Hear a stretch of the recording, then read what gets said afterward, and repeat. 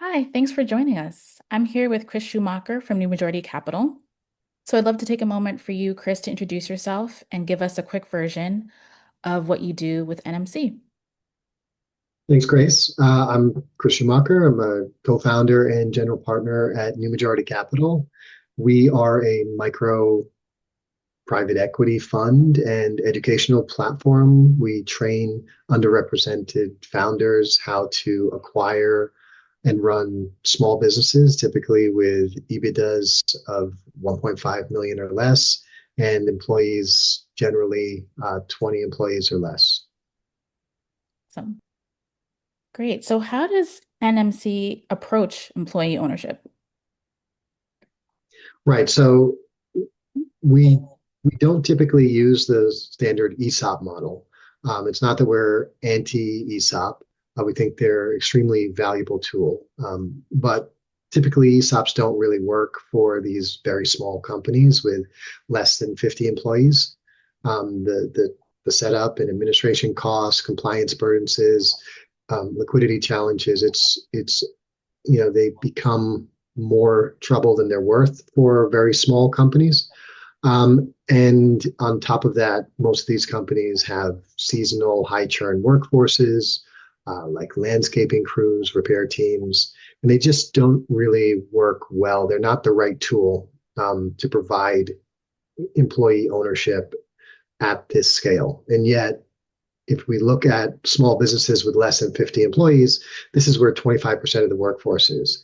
And historically, these workers get paid 20% less than their counterparts at slightly larger small businesses. So we do think it's extremely important, um, to focus on employee ownership and employee equity in these businesses as we're acquiring them.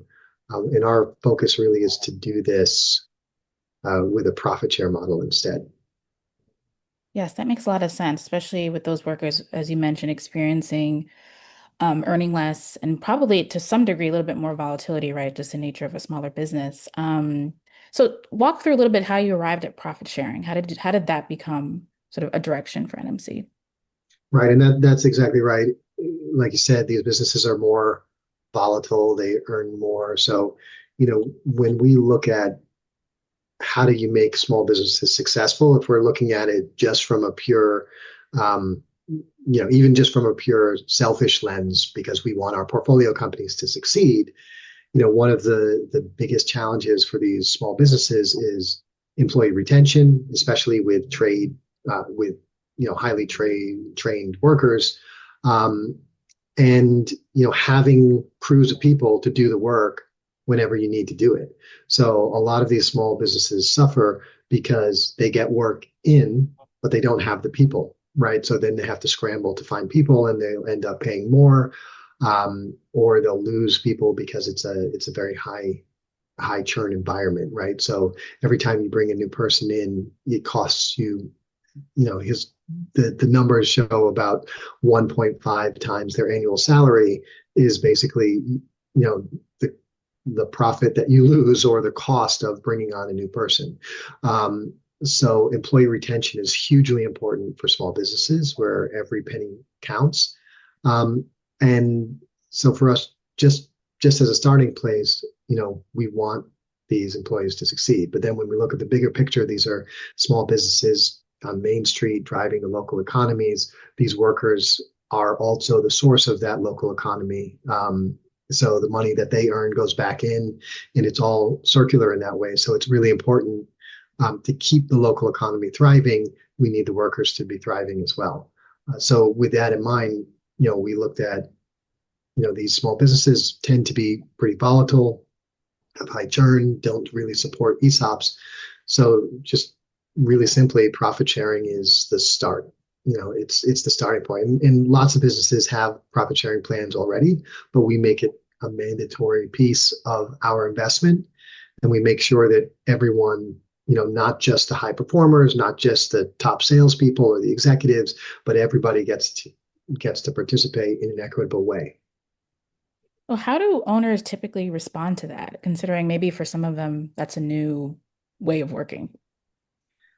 Yeah, and most of our owners are receptive because our owners are new entrepreneurs acquiring these businesses. Although there is usually some hesitation, like how much of my upside am I giving up? How do I have to frame this? I don't want to lose control of the company. They still have their vision of growing these companies potentially to become much larger companies.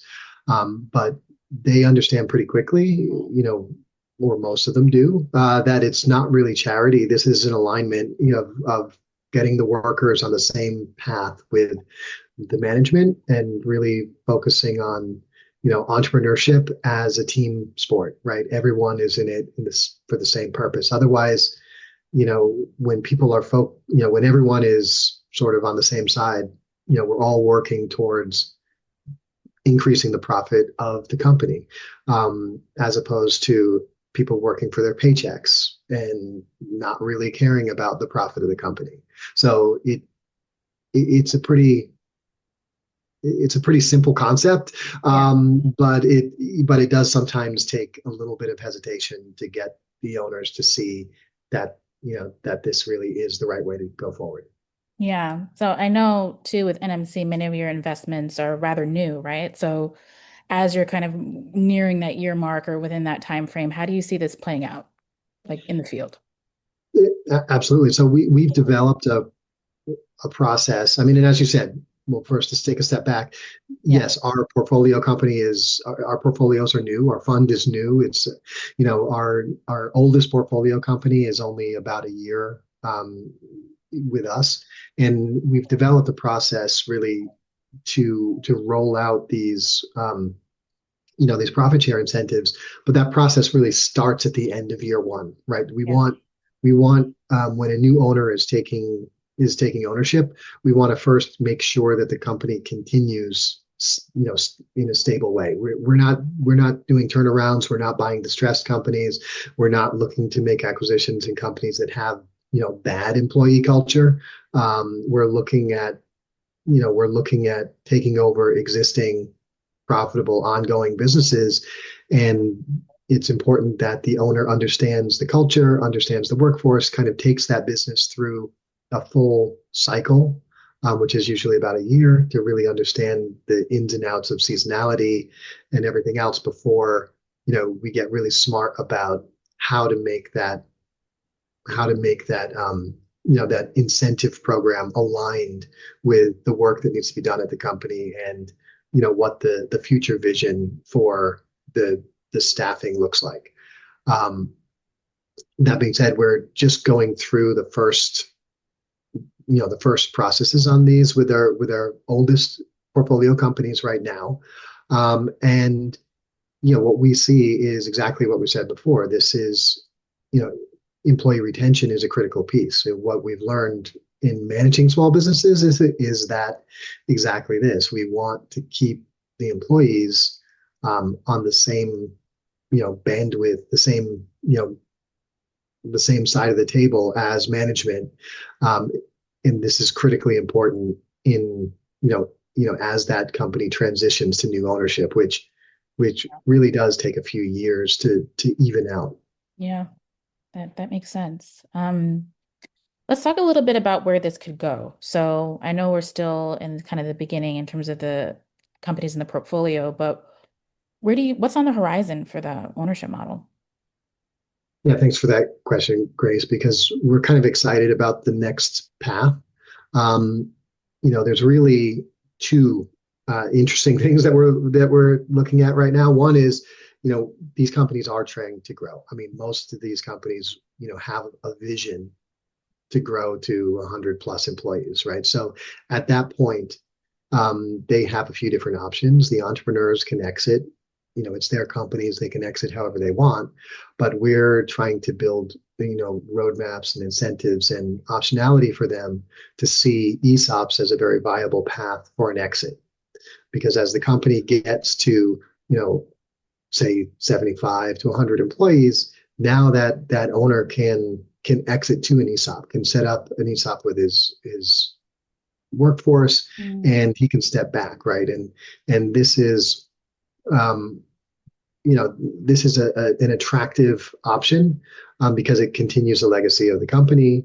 Um, it continues the social impact. Our entrepreneurs are the recipients of social impact investing, and they oftentimes feel the need as well to give back. And this is one way to do that. Our second, and it's I'd say a pretty straightforward transition and we have partnerships in the ESOP space that we've been discussing with who can help us make those transitions feasible for entrepreneurs. But the second initiative that we're looking on at, I think, is even more exciting for me, which is basically taking a portfolio pooling. So instead of having profit share or ownership in just one small company that has, say 5 million in revenue and a lot of volatility and macroeconomic uncertainty, we can create a pooled profit share across our portfolio and give the workforce access basically to that whole kind of pooled investment. So it becomes kind of a mini index fund for the workers Hmm. and gives them more stability. If the company they're working for has a bad year or doesn't generate profits or even closes down, they still have access, they still have exposure in the pool to the broad range of portfolio companies. And there's also a chance that one of those portfolio companies becomes $1 billion unicorn. So it's a more risk mitigated approach that it really kind of fits our model of minimizing risk across all parties, right? And this gives them more of a shared upside. And there's still a lot that we have to explore in this. So this is not something we're ready to roll out this year or probably not next year. But it's something we're actively looking at and figuring out how can we structure this in the right way legally, minimize taxes for everyone, but keep it all above board and you know the most impactful for workers. Yeah, that's fantastic. I mean, in theory, you could just focus on returns, as elusive as they may be. Yeah, So why does this wealth building approach matter so much to you and so much to NMC? yeah, no, that's I mean, obviously that's why we're here, right? So, Yes. um, I mean, focusing on returns is one thing we focus on, right? Yes. We don't focus on just returns, but we do have a focus on returns. But it's the three P's, right? People, planet, profits, and people is very important to us. And when we look at the ownership of small businesses and other assets that are really kind of wealth generating assets, we see that the distribution is not proportionate, to society, and we see that um, business ownership is one of the key pieces of building wealth. And if you look at wealth inequality, it's not really getting much better over however long we've been tracking it. And how can we take a bite out of that? How can we facilitate an improvement in wealth inequality? We really need to focus on these small companies. When you look at, you know, 25% of the workforce in companies with 50 or fewer employees, we see, that's a big piece of the population that doesn't get the benefit of stability and financial growth and the opportunities to build wealth that even workers and employees at larger companies get. So small businesses, really are the backbone of the economy. And, large businesses are great. They have their place. But, and from a investing standpoint, in some ways, it would be easier to focus on bigger companies. A lot of investors have told us before, well, why don't you just, look at companies a little bit bigger? It'll be easier. You can write fewer checks. You can get more stable returns. But that misses the point for us because we want to make sure that Main Street stays alive as well, because this is where the capital circulates and has the biggest impact. If we're just funneling capital up to big multinationals and big in you know 20, 50, $100 million companies, a lot of that doesn't get back into the economy. It doesn't get back into the individuals, and it doesn't, make as large an impact in wealth inequality, which is what we're really trying to do. What do you hope for other firms to take away from the work you're doing and what you're building? Well, when we're talking about, employee ownership and employee, you know, alignment, I think the main thing is that, you know, you I guess if you have a hammer, everything looks like a nail, Yeah. as they say, right? So just to be aware that there are other tools out there, right? Yeah. ESOPs are great, but they're not the only tool. And especially when we're talking about micro and small businesses, how do we keep them in the mix, right?